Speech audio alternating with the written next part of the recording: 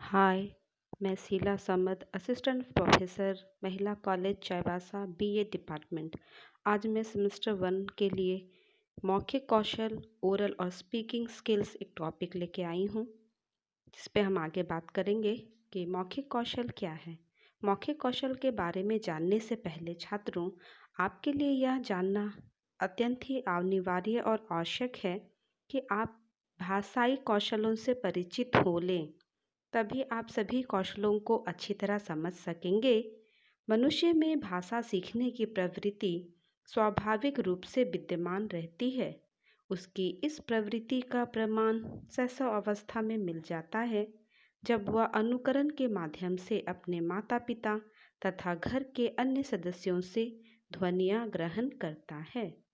ध्वनि समूहों को समझने लगता है और उन्हें बोलने लगता है। यह स्वाभाविक प्रवृत्ति ही उसे भाषा सीखने की ओर प्रशस्त करती है।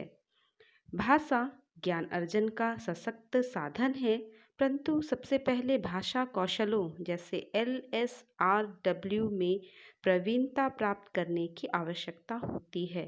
अब हम LSRW क्या है ये जानेंगे।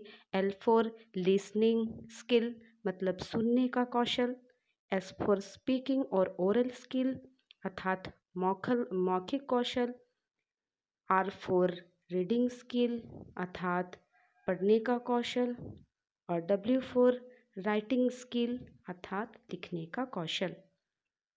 आगे हम मौखिक अभिव्यक्ति की भूमिका पर विचार करेंगे। मानव प्रधानता अपनी अनुभूतियों तथा मनोवेगों की अभिव्यक्ति उच्चरित अथवा मौखिक भाषा में ही करता है।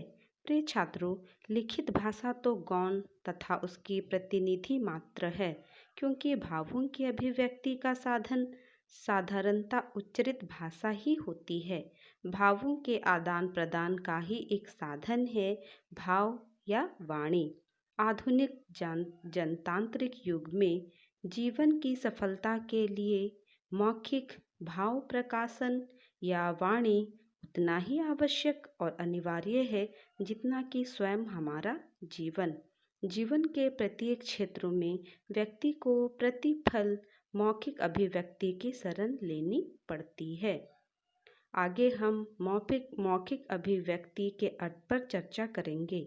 मौखिक अभिव्यक्ति का अर्थ: मनुष्य एक सामाजिक प्राणी है और एकांत उसे पसंद नहीं है, अतः उसे प्रतिक्षण प्रत्येक पग पर समाज में अपनी स्थिति बनाए रखने के लिए सभी प्रकार के मनुष्यों से व्यवहार करना पड़ता है।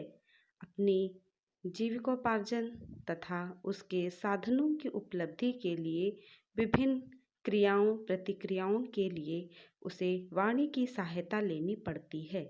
इसके साथ ही प्राणी जगत की यह प्रवृत्ति है कि वह अपने भावों, अंतर्द्वंद्वों तथा उद्वेगों को दूसरों पर प्रकट करना चाहता है तथा दूसरों की प्रकृति, आदतों, विचारों को जानने का इच्छुक रहता है। संप्रेषण के माध्यम के रूप में मौखिक ढंग से भाषा का व्यवहार मानव की अपनी विशेषता है। आगे हम मौखिक अभिव्यक्ति के महत्व को समझेंगे। मौखिक अभिव्यक्ति का महत्व: मौखिक अभिव्यक्ति का सहज एवं सरलतम माध्यम है। भाषा की शिक्षा मौखिक भाषा से प्रारंभ होती है। तीसरा, मौखिक अभिव्यक्ति में अनुकरण और अभ्यास के अवसर बराबर मिलते रहते हैं। मौखिक भाषा के प्रयोग में कुशल व्यक्ति अपनी वाणी से जादू जगा सकता है, जैसे कि लोकप्रिय नेताओं के भाषण इसी बात के प्रमाण हैं। नंबर 5, मौखिक भाषा के द्वारा विचारों के आदान प्रदान से नई नई जानकारियाँ मिलती हैं। नंबर 6, अशिक्षित व्यक्ति बोलचाल के द्वारा ही ज्ञान अर्जित करता है। नंबर 7, रोजमर्रा के कार्यकलापों में मौखिक भाषा प्रयुक्त होती है।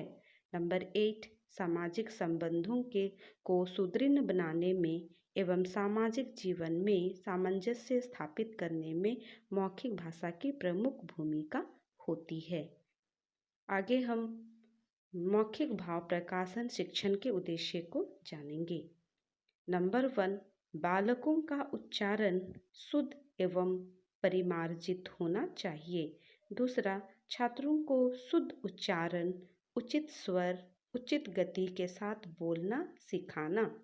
नंबर 3, छात्रों को निसंकोच होकर अपने विचार व्यक्त करने के योग्य बनाना। नंबर 4, छात्रों को व्याकरण सम्मत भाषा का प्रयोग करना सिखाना। नंबर 5, छात्रों को सरल एवं मुहावरेदार भाषाओं का प्रयोग करना सिखाना। नंबर 6, बोलने में विराम चिन्हों का ध्यान रखना सिखाना। नंबर 7, विषय अनुकूल एवं प्रासंग अनुकूल शैली का प्रयोग करना सिखाना। नंबर 8, छात्रों में स्वाभाविक ढंग से परस्पर वार्तालाप करने की आदत विकसित करना। नंबर 9, छात्रों को धारा प्रभावोत्पादक वाणी में बोलना सिखाना। नंबर 10, छात्रों को क्रमबद्धता बनाए रखना सिखाना। एंड नंबर 11, वह विषय की योग्यता को अक्षुण्ण बनाए रखना सिखाना। तो आज की कक्षा यहीं समाप्त होती है। नेक्स्ट क्लास में हम लोग अभिव्यक्ति के कौशलों एवं विशेषताओं एवं उसकी विधियों के बारे में जानेंगे। धन्यवाद।